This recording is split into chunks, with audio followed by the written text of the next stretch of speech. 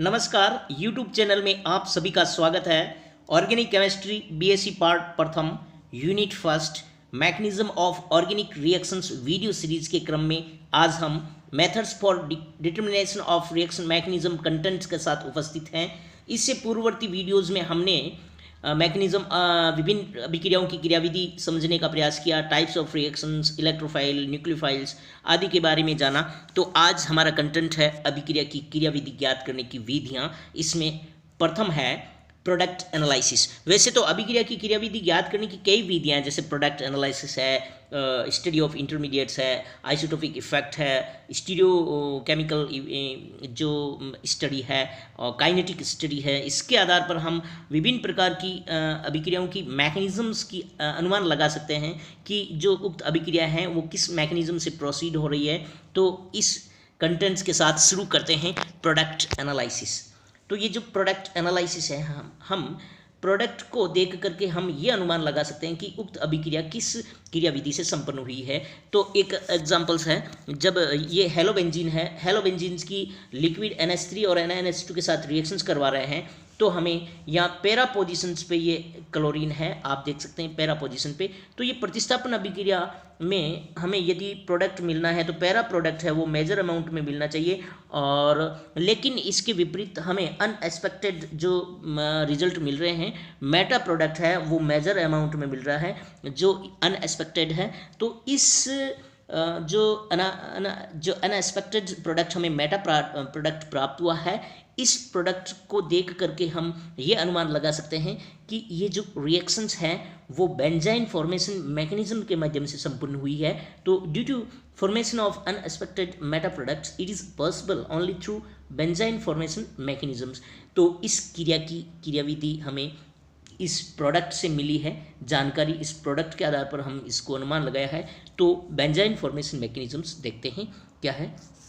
ये इसकी मैकेनिज्म है और आप देख सकते हैं यहाँ ये पैराक्लोरोटोलुइन है, और इस पैराक्लोरोटोलुइन में ये क्षार है, क्षार की अभिक्रिया बेस की अभिक्रिया से हमें ये क्लोरीन बाहर मूव होती है Cl- के रूप में, और हमें ये इंटरमीडिएट के रूप में बेंजाइन फॉर्मेशन होता है। फिर इसका न्यूक्लियोफाइल पर अटैक होता है, और न्यूक्लियोफाइल अटैक देखिए यहाँ पे भी हो सकता है और यहाँ पे भी हो सकता है। न्यूक्लियोफाइल के अटैक की साइट 2 हैं, इसीलिए हमें पैरा प्रोडक्ट और मेटा प्रोडक्ट, क्योंकि यहाँ देखिए पैरा और मेटा दोनों प्रोडक्ट बनने के चांसेस अधिक हैं, लेकिन मेजर अमाउंट में हमें मेटा प्रोडक्ट प्राप्त हुआ है। तो ये बेंजाइन जो इंटरमीडिएट बना है उसी मैकेनिज्म के आधार पर हम इसको एक्सप्लेन कर सकते हैं। तो प्रोडक्ट एनालिसिस करने से हमें पता चला कि उक्त रिएक्शंस हैं वो किस मैकेनिज्म से प्रोसीड हो रही है। सेकंड जो मेथड है स्टडी ऑफ इंटरमीडिएट्स। हम इंटरमीडिएट्स की स्टडी के आधार पर भी हम उक्त की ध्यान कर सकते हैं, जानकारी प्राप्त कर सकते हैं कि ये रिएक्शंस हैं वो कौन से मैकेनिज्म से संपन्न हुई है।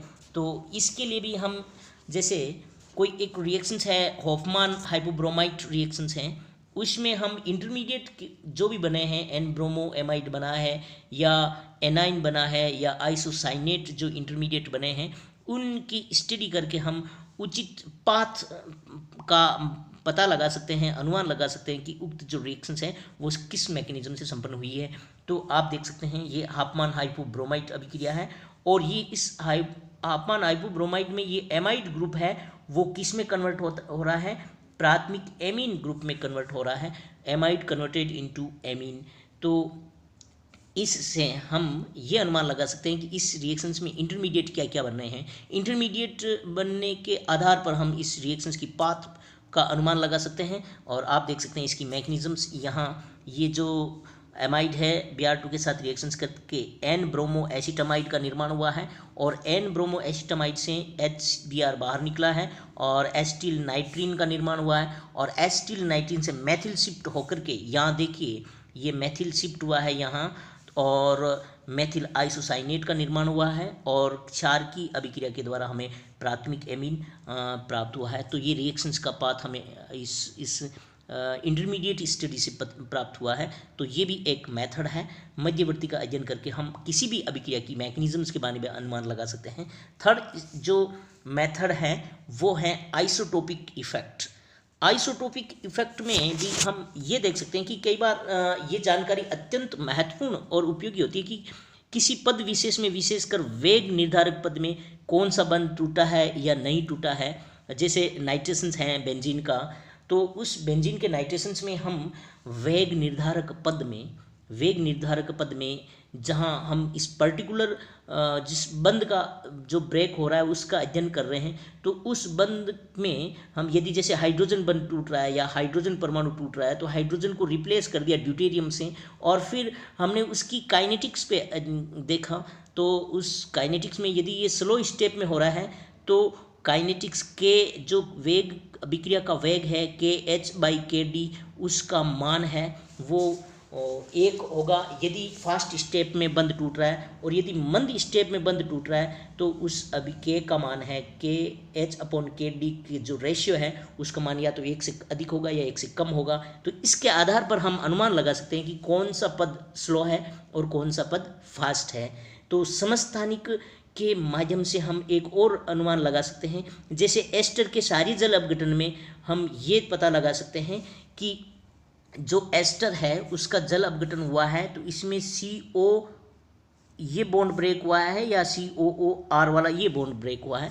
तो इसके लिए हम जो इस एथिल एल्कोहल के पास जो यहाँ एक एग्जांपल्स लिया है हमने, ये है इसका एथिल प्रोपियोनेट्स का एग्जांपल्स है, ये एथिल प्रोपियोनेट्स। इस एथिल प्रोपियोनेट्स में हमने इस ऑक्सीजन को क्या कर दिया है, इस ऑक्सीजन का समस्थानिक लिया है, आइसोटोप लिया है, और अब इसका बेसिक हाइड्रोलाइसिस कर रहे हैं। तो हम ये देख रहे हैं कि जो बॉन्ड है वो यहाँ से ब्रेक होता है, और एल्कोहल में जो O है वो सब आइसोटोपिक एल्कोहल में है। आइसोटोपिक जो एटम है ऑक्सीजन का वो किसके साथ अटैच है, एथिल एल्कोहल के साथ अटैक है। इसका मतलब ये हुआ कि इसमें जो बॉन्ड ब्रेक हुआ है वो COO ये बॉन्ड ब्रेक हुआ है। तो हम किसी के बंध के टूटने का भी अनुमान लगा सकते हैं कि कौन सा बंध कहाँ से ब्रेक होता है, हम आइसोटोप इफेक्ट के आधार पर हम इसको एक्सप्लेन कर सकते हैं। और अन्य मेथड है, या हम ये भी कह सकते हैं कि जब एल्कोहल और एसिड्स का रिएक्शंस हुई है और एस्टर का निर्माण हुआ है, तो यहाँ एथिल एल्कोहल में से HO और H वाला ये बॉन्ड ब्रेक हुआ है। तो ये भी हम आइसोटोपिक इफेक्ट के माध्यम से समझा सकते हैं। फोर्थ जो मेथड है वो है स्टीरियोकेमिकल एविडेंस। स्टीरियोकेमिकल एविडेंस यानी कि त्रिविम रासायनिक प्रमाण। त्रिविम रासायनिक प्रमाण में इसके अध्ययन से हम क्रियाविधि के संबंध में महत्वपूर्ण जानकारी प्रदान कर सकते हैं। जैसे नाभिक सनी जो न्यूक्लियोफिलिक सब्स्टिट्यूशंस रिएक्शंस हैं उसमें हम यदि रिएक्टेंट को ऑप्टिकली एक्टिव रिएक्टेंट लेते हैं तो हमें यदि प्रोडक्ट के रूप में रैसिमिक मिक्सचर प्राप्त होता है, तो हम यह अनुमान लगाएंगे कि जो उक्त रिएक्शंस हैं वो SN1 मैकेनिज्म से संपन्न हो रही है और 2 स्टेप में संपन्न होती है। और यदि हमें जो प्रोडक्ट है उसका कॉन्फ़िगरेशन इन्वर्जन ऑफ कॉन्फ़िगरेशन प्राप्त हो रहा है, रिएक्टेंट के कॉन्फ़िगरेशन से प्रोडक्ट का कॉन्फ़िगरेशन उलट जाता है, इन्वर्जन हो जाता है, तो हम ये समझेंगे कि ये जो मैकेनिज्म है वो SN2 यानी बाई मोलिकुलर न्यूक्लियोफिलिक सब्स्टिट्यूशंस क्रियाविधि से संपन्न हुई है और ये एक ही पद में संपन्न हुई है। तो स्टीरियोकेमिकल एविडेंस के आधार पर भी हम मैकेनिज्म्स को समझ सकते हैं। तो इसकी आप देखते हैं कैसे समझने का प्रयास कर रहे हैं। न्यूक्लियोफिलिक सब्स्टिट्यूशंस रिएक्शंस में आप देखो ये SN1 मैकेनिज्म है। SN1 मैकेनिज्म में यहाँ रिएक्टेंट है ये, और ये जो ऑप्टिकली एक्टिव रिएक्टेंट है, और स्लो स्टेप में यहाँ देखिए Br- बाहर निकलता है और कार्बोकेटाइंस का फॉर्मेशन होता है। और ये कार्बोकेटाइंस फॉर्मेशंस ये एक प्लेन है और इसके 2 तल, इस तल से और नीचे वाले तल से, दोनों तल से भी जो अटैकिंग जो न्यूक्लियोफाइल है वो अटैक कर सकता है और प्रोडक्ट बना सकता है। तो यदि ये ऊपर वाले प्लेन में अटैक करेगा तो ये क्या होगा, प्रोडक्ट अलग आइसोमर बनेगा। और यदि ये इस नीचे के जो प्लेन है वहाँ पर अगर न्यूक्लियोफाइल अटैक करता है तो हमें प्रोडक्ट है वो डिफरेंट प्रोडक्ट प्राप्त होंगे। तो यहाँ चांसेस ऑक्सीजन्स के जो न्यूक्लियोफाइल के अटैक करने के चांसेस हैं वो 50-50 होने के कारण हमें जो ऑप्टिकल आइसोमर्स प्राप्त हो रहे हैं वो ऑप्टिकल आइसोमर्स दोनों प्राप्त हो रहे हैं, 50-50 अमाउंट में प्राप्त हो रहे हैं। D या +1 फेनिल इथेनॉल और एल या -1 फेनिल इथेनॉल, इनके दोनों के प्रोडक्ट की अमाउंट बराबर होने के कारण हमें क्या प्राप्त होता है, रैसिमिक मिक्सचर प्राप्त होता है, जो कि ऑप्टिकल इनएक्टिव होता है। तो हम स्टीरियोकेमिकल एनालिसिस के द्वारा हम ये अनुमान लगा सकते हैं कि ये जो रिएक्शंस हैं, यदि ऑप्टिकली एक्टिव हमने रिएक्टेंट लिया है और रैसिमिक मिक्सचर प्राप्त हो रहा है, तो ये रिएक्शंस हैं वो SN1 मैकेनिज्म से संपन्न हो रही है, 2 स्टेप में संपन्न होगी। और यदि हमने ऑप्टिकल एक्टिव जो सब्सटेंस लिया है ऑप्टिकल एक्टिव, और इस ऑप्टिकल एक्टिव से हमें प्रोडक्ट में जो प्रोडक्ट प्राप्त हुआ है वो इसका कॉन्फ़िगरेशंस इन्वर्जन्स हैं, रिएक्टेंट से इन्वर्जन ऑफ कॉन्फ़िगरेशंस प्राप्त हुआ है, जैसा कि आप 2 ब्यूटेनॉल का केस देख सकते हैं। और ये ब्रोमो है, 2 ब्रोमो जो ये सॉरी 2 ब्यूटेनॉल, ओके, यहाँ C2H5 है, यहाँ C2H5 है, तब ये 2 ब्यूटेनॉल बनेगा।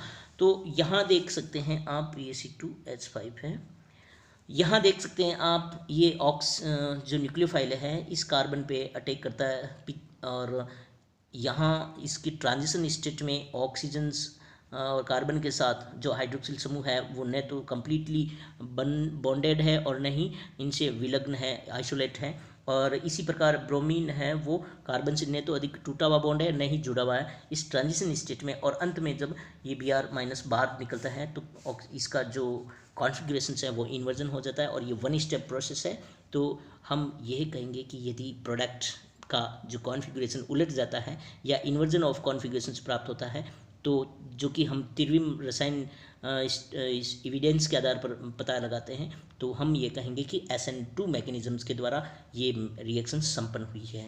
और 5वां जो मेथड है वो है काइनेटिक स्टडीज़। काइनेटिक स्टडीज़ के आधार पर भी हम ये समझा सकते हैं कि कोई भी अभिक्रिया है वो किस माध्यम में संपन्न हुई है, किस मैकेनिज्म के द्वारा संपन्न हुई है। किसी अभिक्रिया का जो वेग है वो अभिकारक के लुप्त होने का वेग या उत्पाद के बनने का वेग होता है। हालांकि अभिक्रिया का वेग सभी अभिकारकों की सांद्रता का सदैव व्युत्क्रमानुपाती नहीं होता है। किसी अभिक्रिया के वेग का अभिकारकों या उत्पादों की सांद्रता के साथ परिवर्तन का अध्ययन किसी क्रियाविधि के संबंध में पर्याप्त जानकारी प्रदान कर सकता है। जैसे फॉर एग्जाम्पल्स हम एल्किल हैलाइड्स का जल अपघटन करते हैं। एल्किल हैलाइड का जल अपघटन करने पर हमें ये जो एल्किल हैलाइड्स का जल अपघटन करने पर ये हमें सेकंड ऑर्डर रिएक्शंस या अभिक्रिया की जो द्वितीय कोटि का वेग गति की दर्शाता है। तो इसका मतलब ये हुआ कि उक्त रिएक्शंस है वो SN2 मैकेनिज्म से संपन्न हो रही है। और यदि एल्किल हैलाइड्स प्रथम ऑर्डर यानी प्रथम कोटि वेग की गतिकी को दर्शाता है, तो हम ये समझेंगे कि जो उक्त जो रिएक्शंस हैं वो SN1 मैकेनिज्म से संपन्न हुई है। तो ये SN1 और SN2 के बारे में हम आपको बेहतर तरीके से एक्सप्लेन कर सकते हैं। जैसे ये